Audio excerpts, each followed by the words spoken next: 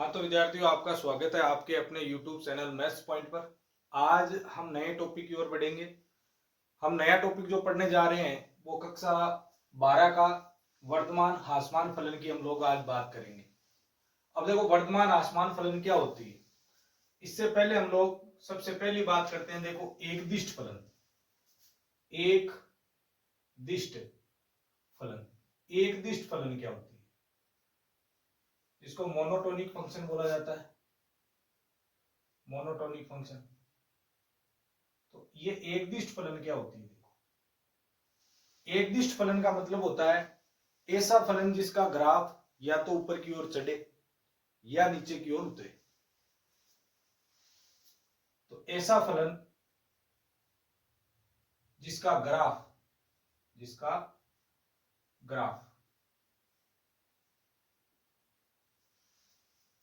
या तो ऊपर की ओर चढ़े, ऊपर की ओर चढ़े,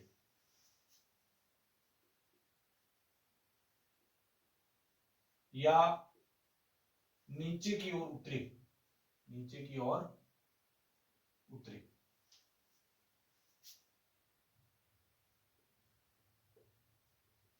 तो एक दिष्ट फलन कौन सी होती है विद्यार्थियों? ऐसा फलन जिसका ग्राफ या तो ऊपर की ओर चढ़ता हुआ दिखे या नीचे की ओर उतरता हुआ दिखे, तो उसको हम कहेंगे एक दिष्ट फलन, मोनोटोनिक फंक्शन कहेंगे उसको। अब देखो, जैसे हम लोग बात करें, ये ग्राफ है, जैसे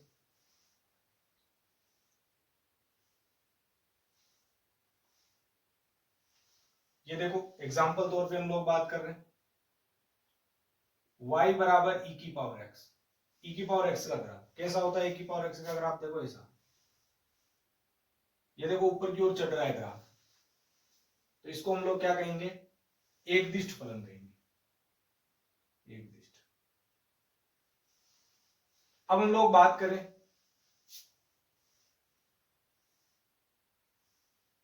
देखो एक log x की बात करें, y बराबर log x, तो log x की बात करें तो इसका ग्राफ इस प्रकार से, तो इसका ग्राफ भी देखो ऊपर की ओर चढ़ता हुआ प्रतीत हो रहा है, तो ये भी एक एकदिष्ट फलन है, एक दिशा में जा रही है। अब हम लोग यदि बात करें, देखो sin x के ग्राफ की, तो sin x का ग्राफ देखो ऐसा होता है, इस प्रकार से। यहां अपने पास में आ गया π/2, फिर यहाँ पाई 3π/2 जैसे, तो इसका ग्राफ देखो जीरो के ऊपर जीरो होता है, π/2 पे कितना हो जाता है? 1 हो जाता है, जैसे बढ़ता है, फिर यहां से वापस नीचे की ओर, फिर वापस 1 की ओर। तो इसकी हम लोग बात करें तो इस ग्राफ को हम लोग एक दिष्ट ग्राफ नहीं कह सकते। हाँ, ये हो सकता है कि हम जीरो से लेके π/2 में बात करें तो इसका ग्राफ बढ़ रहा है ऊपर की ओर, देखो बढ़ भी रहा है उतर भी रहा है, तो इसको हम लोग एक दिष्ट नहीं कहेंगे। ये एक दिष्ट है, लेकिन ये एक दिष्ट नहीं है, एक दिष्ट नहीं। तो सबसे पहले तो हम लोगों को ये बात ध्यान में रखनी है कि एक दिष्ट फलन कौन सा होता है, कि ऐसा फलन जिसका ग्राफ या तो ऊपर की ओर चढ़ता हुआ मिले या नीचे की ओर गिरता हुआ मिले या उतरता हुआ मिले। देखो ये चढ़ रहा है, ये भी ऊपर की ओर चढ़ रहा है, इसकी हम बात करें तो ये देखो चढ़ भी रहा है उतर भी रहा है, दोनों काम एक साथ हो रहे हैं। तो जहां दोनों काम एक साथ हो रहे हैं इसका मतलब ये एक दिष्ट नहीं है। तो इस बात को इस प्रकार से हम लोगों को ध्यान में रखना है। अब एक दिष्ट से हम लोग थोड़ा सा आगे बढ़ के बात करते हैं। अब ये जो अपना एक दिष्ट फलन है, ये अपने पास दो प्रकार का होता है। दो प्रकार कौन कौन से होते हैं? देखो, जिसमें पहला है वर्धमान फलन, और यहां हम बात करें, एक पार्ट होता है इसका हासमान फलन।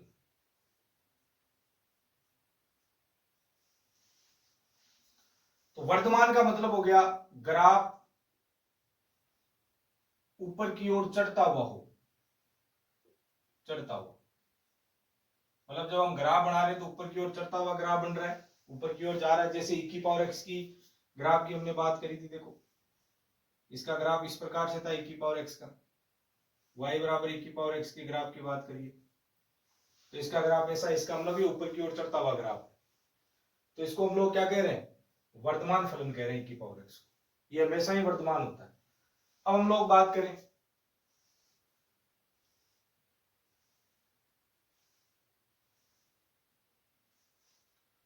हासमान फलन की यदि हम बात करें तो इसका ग्राफ हम लोगों को नीचे की ओर, ग्राफ की बात करें तो इसका जो ग्राफ है, ग्राफ नीचे की ओर उतरता हुआ नीचे की ओर ग्राफ उतरता हुआ मिले तो इसको हम लोग क्या कहेंगे, हासमान फलन कहेंगे। तो हासमान फलन की हम लोग बात करें जैसे मान लो ग्राफ इस प्रकार से बना हुआ है ऐसे, तो इसका ग्राफ देखो नीचे से ऊपर की ओर, ऊपर से नीचे की ओर आ रहा है। या हम लोग बात करें देखो साइन एक्स की बात करें, साइन एक्स के ग्राफ की, साइन एक्स का ग्राफ देखो मैं बात करता हूं सीधा π/2 से पाई के मध्य। तो हम लोगों को पता है यहां से इसका ग्राफ 1 तक जाता है जब π/2 वैल्यू होती है साइन एक्स की, तो y बराबर साइन एक्स, तो π/2 पे इसकी वैल्यू 1 हो जाती है। और जैसे हम लोग बात करते हैं पाई पर, तो पाई पर इसका ग्राफ गिर के नीचे की ओर आ जाता है। देखो यहां से इसका ग्राफ यहां तक की बात जब हम कर रहे हैं नीचे की ओर आ रहा है, और नीचे की ओर आ रहा है इसका मतलब हम लोग यहाँ क्या कहेंगे, साइन एक्स π/2 से पाई के मध्य एक आसमान फलन है। जबकि इसकी बात करें 0 से लेके π/2 के मध्य, तो ये वर्तमान फलन है क्योंकि ऊपर की ओर चढ़ रहा है, फिर यहां से नीचे की ओर उतर रहा है। तो 0 से π/2 की बात करें तो ग्राफ बढ़ रहा है ऊपर की ओर, और π/2 से पाई के मध्य की बात करें तो ग्राफ नीचे की ओर गिर रहा है। इसलिए 0 से π/2 के मध्य जो साइन एक्स क्या है, वर्तमान फलन है, और π/2 से पाई के मध्य जो साइन एक्स है वो एक हासमान फलन है। तो ये वर्तमान और आसमान फलन की बात होगी। अब वर्तमान और आसमान फलन होती है, उसमें भी हम लोग अलग अलग प्रकार से दो बातों को देखेंगे। तो देखो आगे,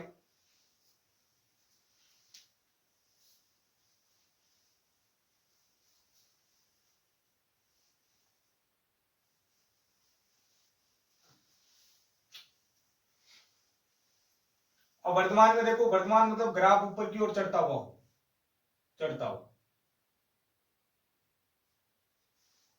इसमें दो बात करेंगे, एक तो एकदिष्ट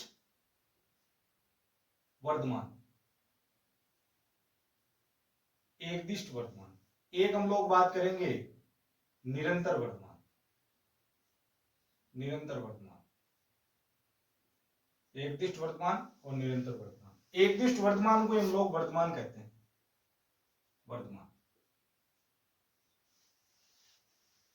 हासमान में भी यही दो बात होती, एक तो होता है एकदिष्ट हासमान, और इसी को आसमान भी कहा जाता है। इसमें 2 नंबर बात होती है निरंतर आसमान,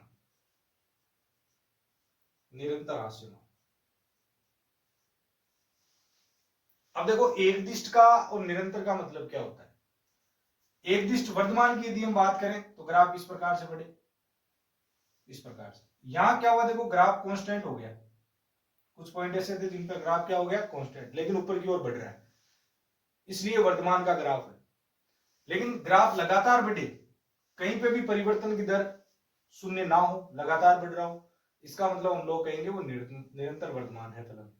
यहां पे देखो परिवर्तन की दर क्या होगी, शून्य होगी। यहां पे परिवर्तन की दर मतलब एफ डैश एक्स क्या हो गया, 0 हो गया। और इस कंडीशन में हम बात करें तो एफ डैश एक्स हमेशा ही क्या है, 0 से क्या है, बड़ा।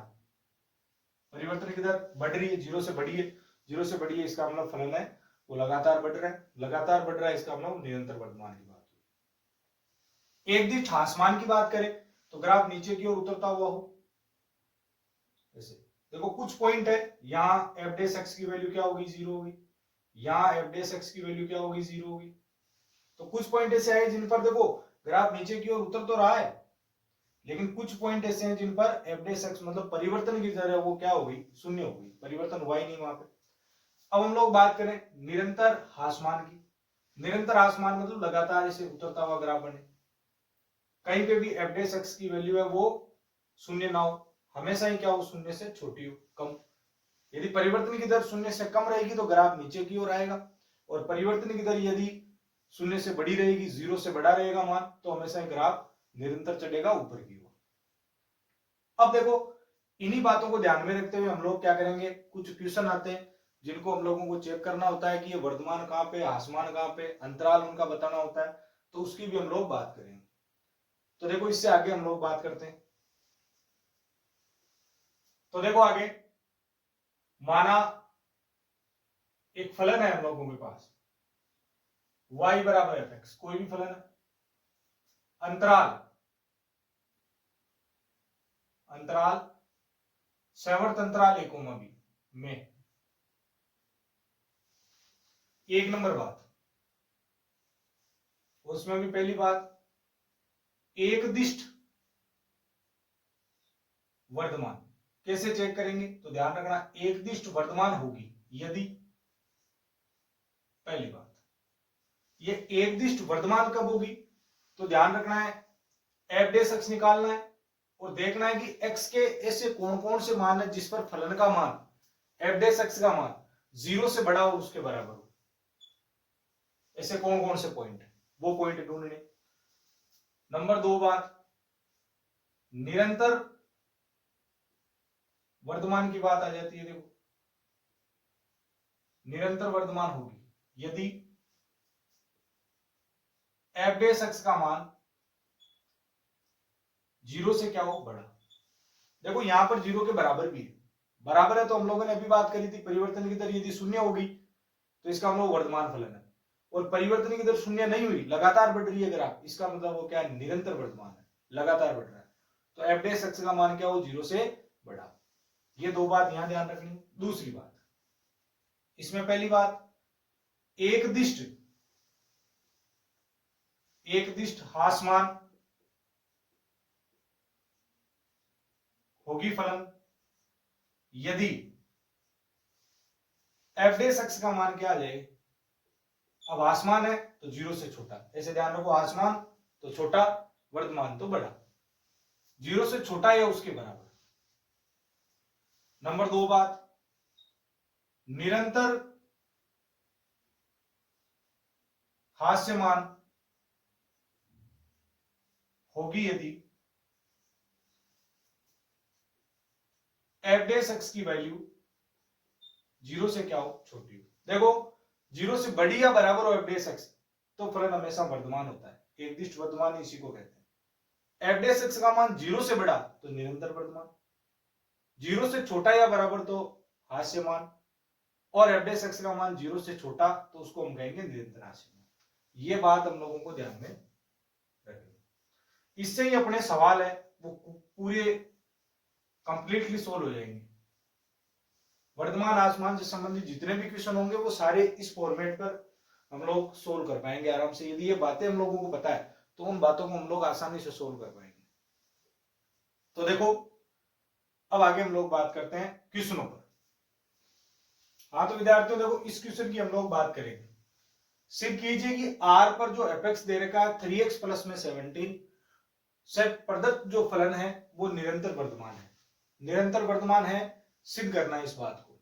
तो देखो वर्धमान के लिए हमने क्या बताया था कि एफ डेस एक्स की वैल्यू 0 से क्या हो, बड़ी या बराबर। एक बात हम लोग और ध्यान में रख सकते हैं, जो फलन निरंतर वर्धमान है उसको हम लोग वर्धमान भी कह सकते हैं, और जो फलन निरंतर हासमान है उसको हम लोग हासमान भी बोल सकते हैं। क्योंकि जो निरंतर वर्धमान है वो वर्धमान आसानी से कही जाएगी क्योंकि वो तो बढ़ रही है, उसमें कोई दिक्कत वाली बात नहीं। और यदि जो निरंतर हासमान है उसको हम लोग आसमान भी बोल पाएंगे। तो देखो यदि हम लोग इसको निरंतर वर्धमान सिद्ध कर रहे हैं तो इसका मतलब इसको हम वर्धमान भी कह सकते हैं, कोई बड़ी बात नहीं। तो देखो निरंतर वर्धमान हम लोग कैसे चेक करेंगे। देखो सबसे पहले हम लोगों को फलन दे रखा है, देखो एफ एक्स बराबर, ये फलन दे रखा है। अब हम लोग बात करें इसकी 3x प्लस में 17, इसका आप करोगे अवकलन x के सापेक्ष क्या करने पर, अवकलन x के सापेक्ष अवकलन करने पर। इसको डिफरेंशिएट करना है विथ रेस्पेक्ट x, x के सापेक्ष अवकलन करने पर। अब देखो x के सापेक्ष जब इसका अवकलन करेंगे तो यहां लिखेंगे f डेस x बराबर, देखो 3 अपनी जगह आएगा और x का अवकलन 1 हो जाएगा, प्लस कांस्टेंट का अवकलन 0 होता है तो f डेस x क्या हो जाएगा, 3 के बराबर। अब देखो f डेस x अपना 3 के बराबर आएगा यदि हम आर का मतलब होता है वास्तविक संख्या, रियल नंबर, कोई भी आप रियल नंबर यहां डाल दोगे तो इसकी वैल्यू हर बार कितनी आने वाली है, 3 आने वाली है एफ डेस एक्स की वैल्यू। तो हम लोग क्या लिखेंगे, ये वैल्यू हमेशा ही जीरो से क्या होगी, बड़ी होगी, कभी जीरो भी नहीं होगी, क्योंकि 3 जीरो में कभी नहीं बदल पाएगा। तो हम लोग बात कर रहे हैं एफ डेस एक्स जीरो से हमेशा ही बड़ा होगा जब एवरी जो अपना एक्स है वो कहां से बिलोंग करेगा, आर में से। आप आर में से कोई भी नंबर यहां डाल दो, 1 डालो, 2 डालो, माइनस का 1 डालो, 0 डालो, 5 डालो, हमेशा वैल्यू 3 रहेगी, और 3 हमेशा जीरो से क्या होता है, बड़ा होता है। तो इसीलिए मैंने यहां लिखा है एफ डेस एक्स का मान हमेशा ही जीरो से क्या होगा, बड़ा होगा, जब हम लोग किसी भी प्रकार का एक्स उठाएंगे किसमें से, आर में से।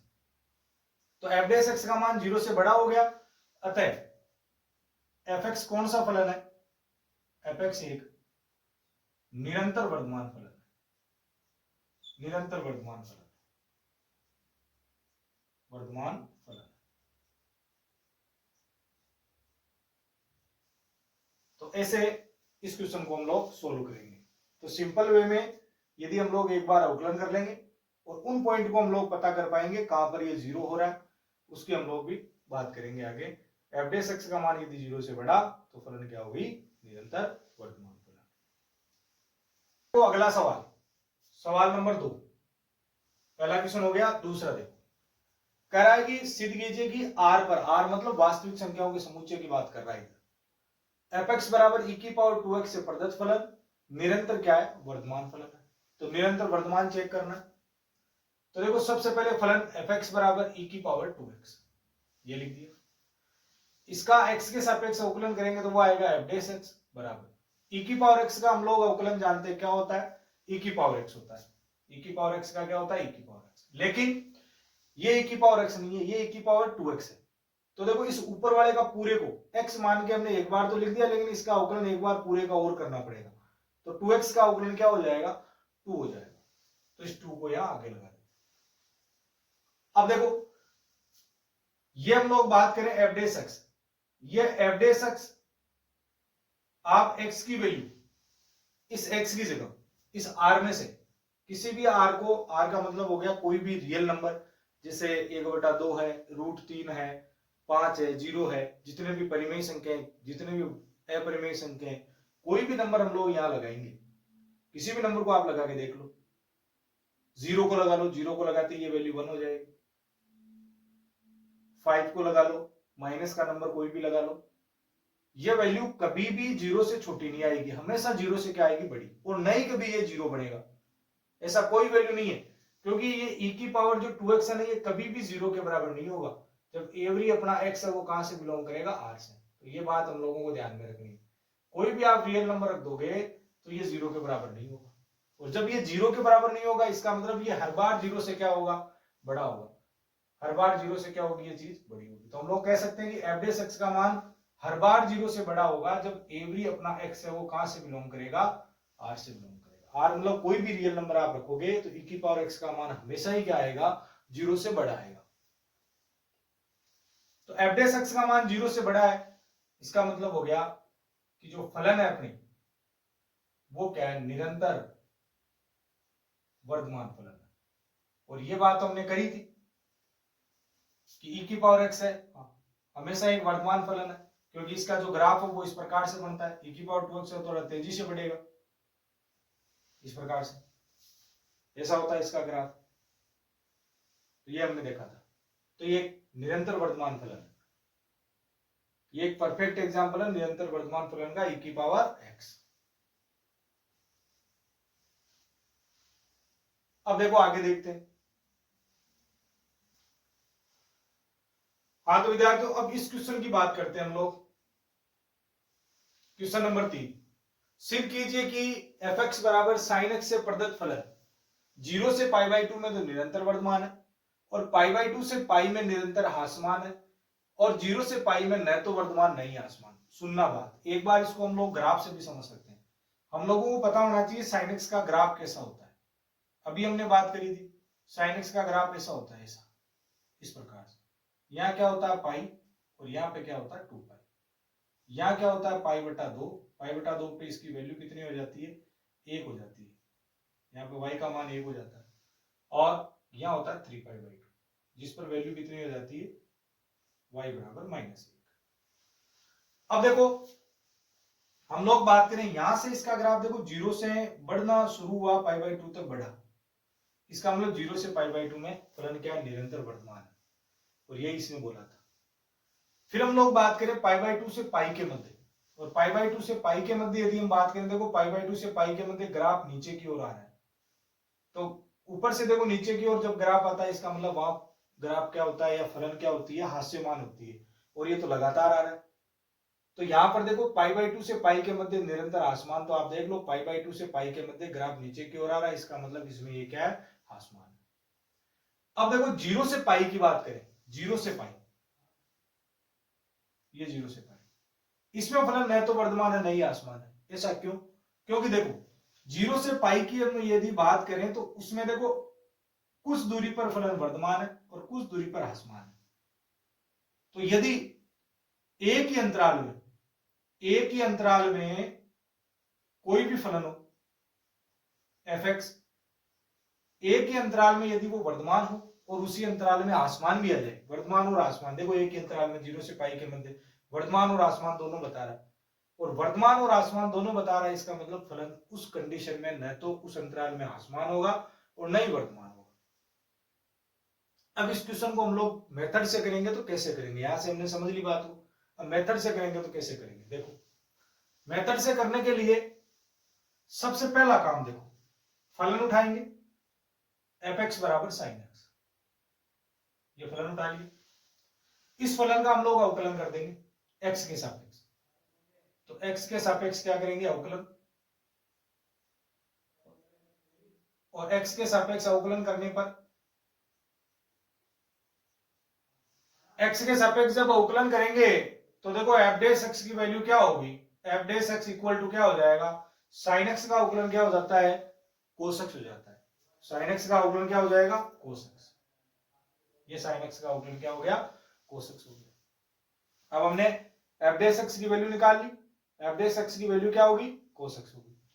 अब देखो हमें क्या करना है, इस cos x को 0 के बराबर हम लोग बात कर लेंगे, देखो पूरे अंतराल की बात होगी 0 से लेके पाई के मध्य, तो हम लोग इस प्रकार से सोल्व करें, तो इस cos x को आप पुट f' इक्वल टू 0, जब हम लोग f' को 0 के बराबर रखते हैं तो वहां से जो x की वैल्यू आती है उनको कहा जाता है क्रांतिक बिंदु, क्रांतिक बिंदु कहते हैं उनको।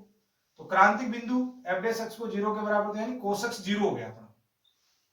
अब हम लोग बात करेंगे cos x 0 कब कब होता है, 0 से लेके पाई के मध्य, क्योंकि पूरा अंतराल तो यही है, इसी को बांटा गया दो भागों में, तो 0 से लेके पाई के मध्य cos x π/2 पे, π/2 पे 0 होता है।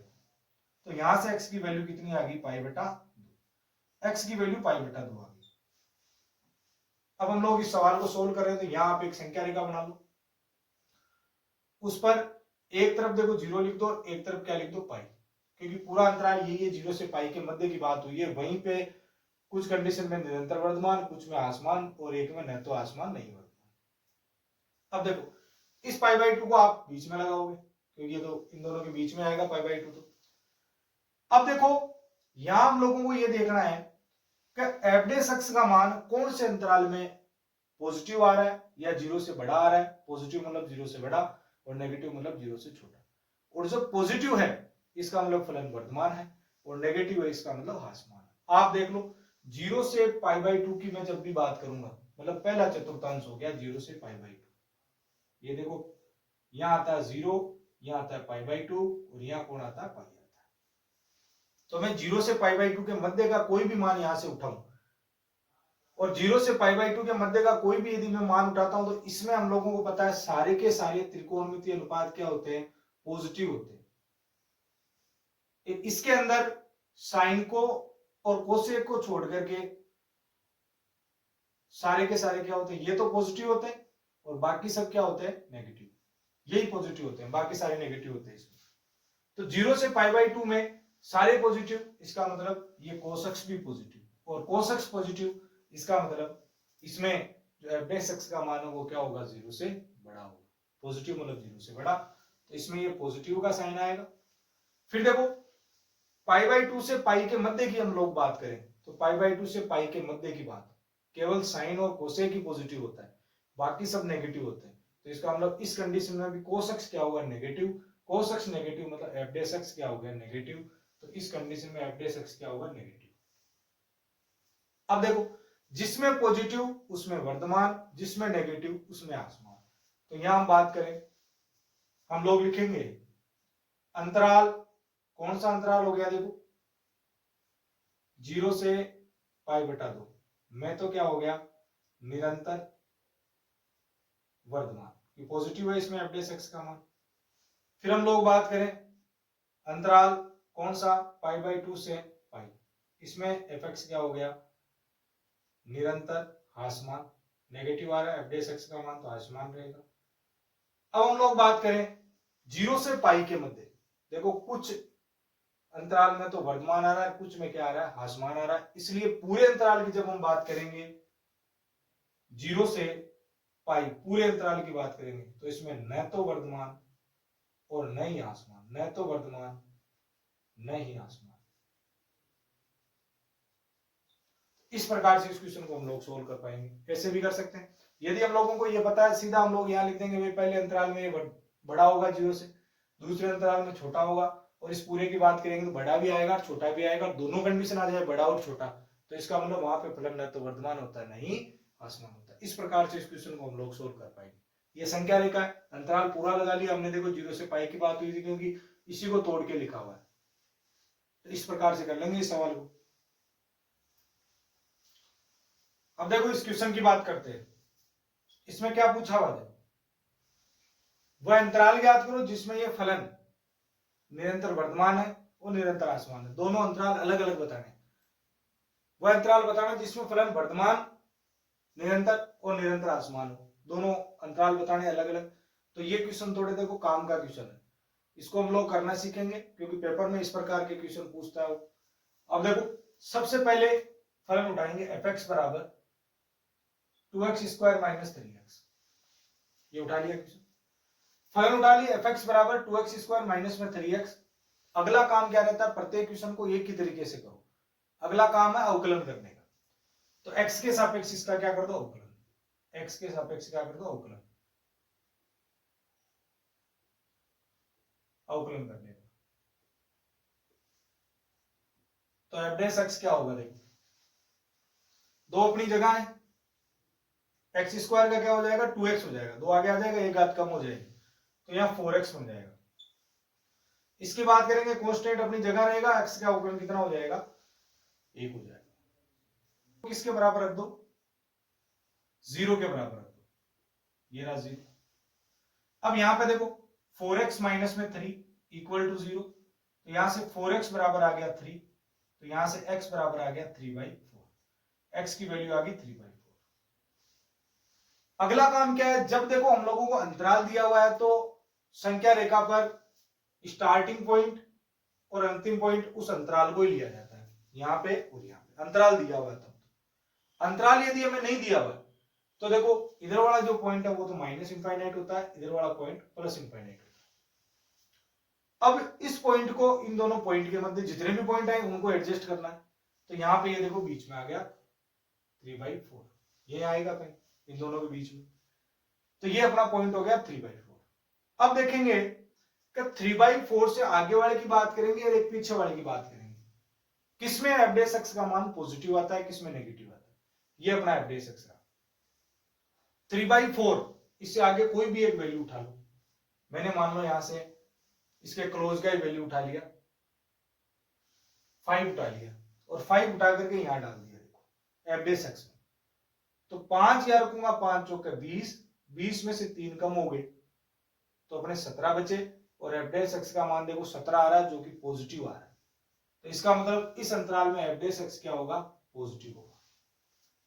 अब हम लोग बात करें इस अंतराल की, तो इस अंतराल में मतलब 3/4 से माइनस इंफाइनाइट तक जाना है, तो माइनस वाले नंबर आप उठा सकते हो, माइनस का 1 उठा लो, चलो माइनस का 1 यहां डालो, माइनस के 1 को इससे मल्टीप्लाई करेंगे माइनस का 4, माइनस का 4 माइनस का 3 मिलके हो गया माइनस का 7, तो एफ डैश एक्स का मान क्या आ गया, नेगेटिव आ गया, इसमें एफ डैश एक्स का मान नेगेटिव। अब ध्यान क्या रखना है, जिस अंतराल में f डैश x पॉजिटिव है उस अंतराल में फलन हमेशा निरंतर वर्तमान या वर्तमान होता है, और जिस अंतराल में फलन का मान नेगेटिव है वहां पे फलन क्या होगा, हास्यमान होगा। अब देखो यदि आप इस पॉइंट को शामिल कर लोगे तो इस पॉइंट के ऊपर हम लोगों को पता है कि भाई जो f डैश x है वो 0 होता है, लेकिन हम लोगों को बात करी हुई है निरंतर वर्तमान और निरंतर आसमान की, तो इस पॉइंट को हम लोगों को शामिल नहीं करना, नहीं तो f डैश x का मान क्या माना जाएगा, वहां 0 माना जाएगा। अब देखो पहली कंडीशन, अंतराल, कौन से अंतराल में, 3/4 से इनफाइनाइट की बात करें, कोष्टक दोनों ही छोटे लेने हैं, विवर्त अंतराल लेना है, ओपन इंटरवल, ओपन इंटरवल लेना है, अंतराल 3/4 से इनफाइनाइट। यहां देखो बड़ा यदि हम लोग लगाते हैं तो जैसे हम लोग बड़ा कोष्टक लगाएंगे इसका मतलब 3/4 शामिल हो गया, और 3/4 शामिल हो गया तो वहां f डैश x की वैल्यू 0, f डैश x की वैल्यू 0 भी हो जाएगी, 0 से बड़ी भी हो जाएगी, फलन क्या कहलाएगी, वर्तमान कहलाएगी। लेकिन हमें बात करी है निरंतर वर्तमान, निरंतर वर्तमान का मतलब 0 नहीं करना है, कहीं पे भी ग्राफ बढ़ता ही रहना चाहिए उसका। तो अंतराल 3/4 से इनफाइनाइट में जो फलन है वो क्या है, निरंतर वर्तमान है, निरंतर वर्तमान। 2 नंबर बात, अंतराल अब जिसमें नेगेटिव आ रहा है इसका मतलब उसमें आसमान है। इधर से शुरू करेंगे, माइनस इनफाइनाइट से 3/4, इसमें भी 3/4 को शामिल नहीं करना है। में फलन, फलन निरंतर हास्यमान है, हास्यमान है, तो ये बात होगी। तो इस बात को हम लोगों को ध्यान में रखना है, इसमें हास्यमान है और इसमें निरंतर वर्तमान है। तो ये दो अंतराल इस प्रकार से हम लोग याद करेंगे। ये एक इंपॉर्टेंट क्वेश्चन बनता है क्योंकि ये अंतराल निकालने वाले क्वेश्चन पेपर में पूछे जाते हैं। तो इस प्रकार से सोल्व करना है, पहले f डैश x निकालना है 0 के बराबर। इन बिंदुओं को, जितने भी बिंदु आते हैं ना x की वैल्यू, इनको क्या कहा जाता है, क्रांतिक बिंदु कहा जाता है, क्रांतिक बिंदु। तो कभी कभार क्रांतिक बिंदु भी पूछ लेता है, क्रांतिक बिंदु ज्ञात करो, कोई भी एक फलन दे देता है और पूछता है इसके क्रांतिक बिंदु ज्ञात करो। क्रांतिक बिंदु का मतलब क्या होता है, ऐसे पॉइंट जहां पर f डैश x का मान क्या हो जाए, 0 हो जाए, तो इनको कहा जाता है क्रांतिक बिंदु। आगे चलते हैं, देखो इस क्वेश्चन की बात करते हैं। सेम क्वेश्चन है पीछे वाले के जैसा, वो 4 नंबर था, अब ये 5 नंबर क्वेश्चन। फलन दे रखी है तो हम लोगों को इस फलन f के लिए निरंतर वर्तमान निरंतर आसमान का अंतराल बताना है। कौन सा अंतराल में, सेम पहले क्या करेंगे, फलन उतारेंगे और उसके क्रांतिक बिंदु ज्ञात करेंगे। क्रांतिक बिंदु ज्ञात करने के लिए क्या करना होता है, फलन का अवकलन करना होता है और उसको 0 के बराबर लगाना होता है। तो इसका पहले अवकलन करो, यानी f डैश x निकालो। तो देखो ये 3 आगे आएगा 6, एक घात कम हो जाएगी, घात 2 हो जाएगी। यहां देखो माइनस का 6x और यहां देखो 36 हो जाएगा। अवकलन इस प्रकार से अवकलन कर लेना। अब देखो यहाँ f डैश x की हम बात करें तो f डैश x, यहाँ देखो 6 कॉमन आ जाता है, x square minus x minus 6 बच जाएगा इस प्रकार से। अब इस बात को पुट कर देंगे f डैश x को किसके बराबर, 0 के बराबर, ये 0 के बराबर चला गया। अब ये 0 के बराबर चला गया तो इस चीज को हम लोग 0 के बराबर लगा लेंगे। तो देखो इस पूरी चीज को 0 के बराबर, यानी x square minus x minus 6 को आप क्या लगा लो, 0। देखो ये तो 0 है ही नहीं ना, या फिर भी आपने मान लो यहाँ 6 लगा लिया तो उसके नीचे जाके 0 बन जाएगा। अब इसके हम लोग क्या करेंगे, गुणनखंड विधि से यहां से x की वैल्यूज निकालेंगे, कहां ये 0 होता है। तो देखो x स्क्वायर, 12 को दोनों का गुणा किया, माइनस का 6x स्क्वायर बनता है।